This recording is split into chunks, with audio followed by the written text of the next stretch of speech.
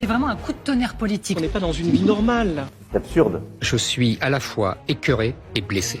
Moi, je suis heureux. Vous suivez pas? Alors, moi, je te le dis, LFI au pouvoir, je pars, c'est sûr. Oui, c'est ça. Bon, je parie qu'il va dire que ils ne sont pas encore au pouvoir, donc il reste encore un peu. Vous voyez, il va jouer sur les subtilités, parce que oui, il a précisé. Après les législatives en France, beaucoup de fachos ont râlé. Marine Le Pen et Bardella ont même boudé un bon coup. Nous aurions la majorité absolue. Et c'est par l'intermédiaire de cette manœuvre, quoi qu'on en dise. Ce barrage contre nature a fonctionné. Oh, depuis quand voter l'extrême droite c'est naturel? Elle parle de contre-nature. Ça fait des années que les gars là font en sorte que l'extrême droite française est mise en opposition avec les autres.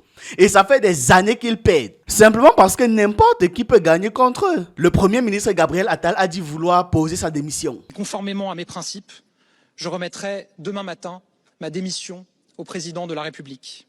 Je suppose que lui aussi boudait parce qu'on ne lui a pas demandé. Mais bon, Emmanuel Macron a refusé en estimant qu'il devait terminer les affaires en cours.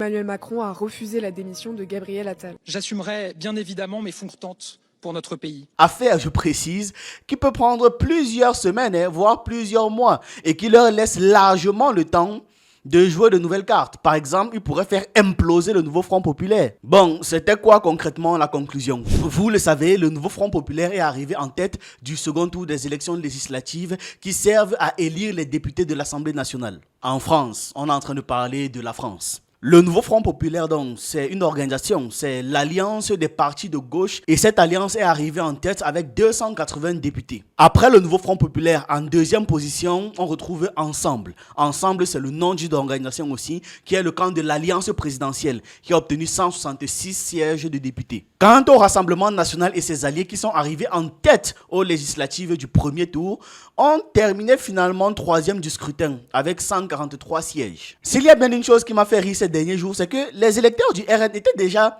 tellement persuadés d'avoir gagné qu'on a assisté en quelques jours seulement à une augmentation exponentielle des violences. Je dis bien exponentielle des violences xénophobes et racistes, bien évidemment.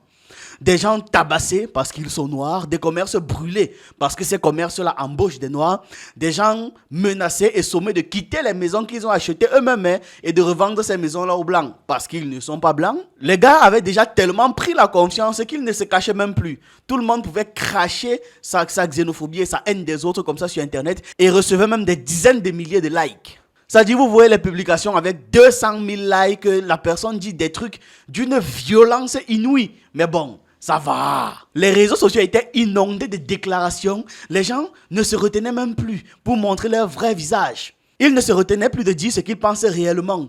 Le rugbyman Melville Jaminet a été écarté du 15 de France après des propos racistes. L'arrière international du RC Toulon, Melvin Jaminet, a tenu des propos racistes dans une vidéo publiée dimanche et depuis supprimée. Deron qui me demande si j'ai fait la fête. Je te jure, le premier arabe que je croise sur la route, je lui mets un coup de casque. Je lui mets un coup de casque. Je te dis, je lui mets un coup de casque.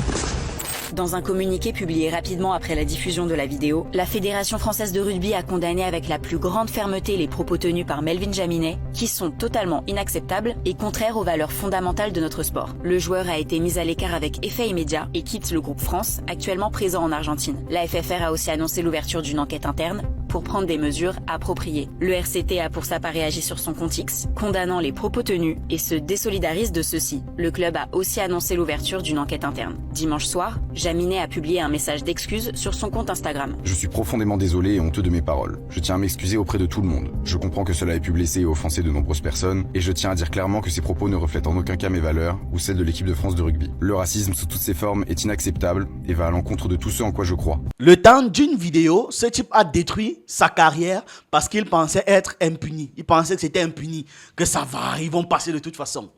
En plus, il fait des excuses bateaux. On dirait une excuse écrite même par ChatGPT. Pourquoi? Pour dire qu'il va tabasser des gens. Il l'a fait en vidéo, mais pour s'excuser, il fait un texte tout pourri qu'il publie en stories.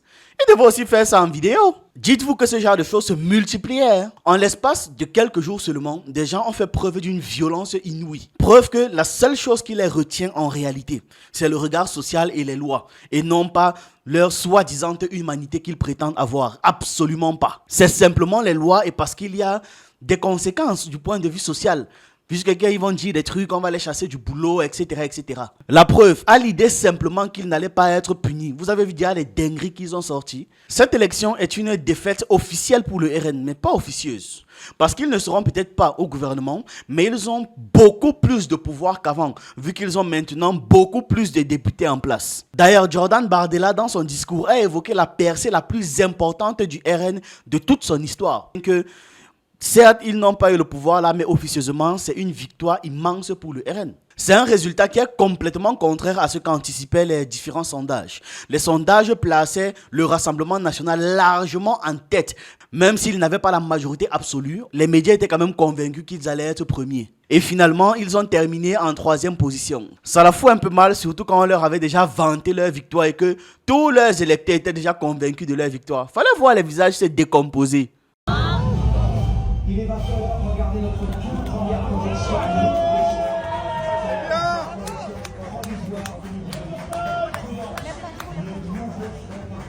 Obtiendrait entre 180 et 215 sièges. 7, 6, 5, 4, 3, 2, 1.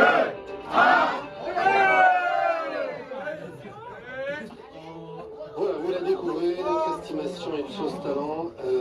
Selon cette estimation, eh bien, le groupe qui obtiendrait le plus en fait de députés ce soir, c'est le groupe du Nouveau Front Populaire, entre 172 et 192 députés, suivi derrière alors vraiment une courte avance, d'abord du Rassemblement national et de ses alliés, qui donne entre 132 et 150. Le Nouveau Front Populaire est l'alliance qui a obtenu le plus de sièges, mais il n'a pas eu non plus la majorité absolue. Avec donc une majorité relative et non absolue, le Nouveau Front Populaire peut avoir beaucoup de mal à voter des lois. Donc ils vont devoir faire des alliances avec d'autres partis pour parvenir à appliquer des lois. Jean-Luc Mélenchon a indiqué que certaines mesures du programme du Front Populaire pourraient être adoptées par décret, ce qui est une décision prise par le gouvernement sans passer par le processus législatif traditionnel. Un magnifique élan de mobilisation civique s'est affirmé. Et vous savez tous à quel point c'est remarquable, car nous sommes déjà dans l'été et le temps des congés. Notre peuple a clairement écarté la solution du pire pour lui. Ce soir, le Rassemblement national est loin d'avoir la majorité absolue que les commentateurs lui prédisaient il y a une semaine à peine.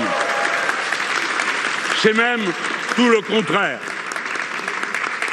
Les mesures prévues par ce programme peuvent être prises par décret sans vote.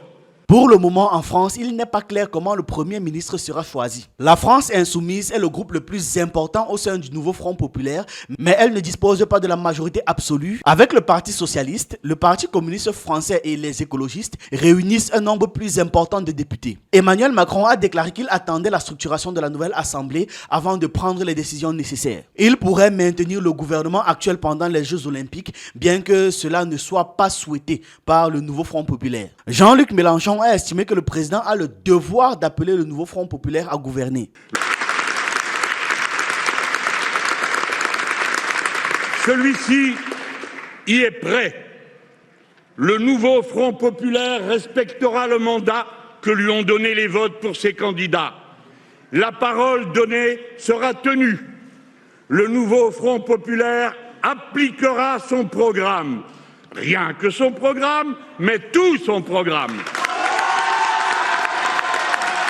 Il est possible qu'il y ait donc un blocage de l'Assemblée et du gouvernement pendant plusieurs mois si aucun gouvernement ne parvient à sortir de cette impasse. Dans ce cas, Emmanuel Macron, président de la France, pourrait provoquer une nouvelle dissolution de l'Assemblée nationale, mais cela ne pourrait se faire qu'au milieu de l'année 2025. Perso, dans toute cette affaire, ce qui me fait rire, c'est la déception des électeurs du RN. Hier, je pouffais de rire systématiquement.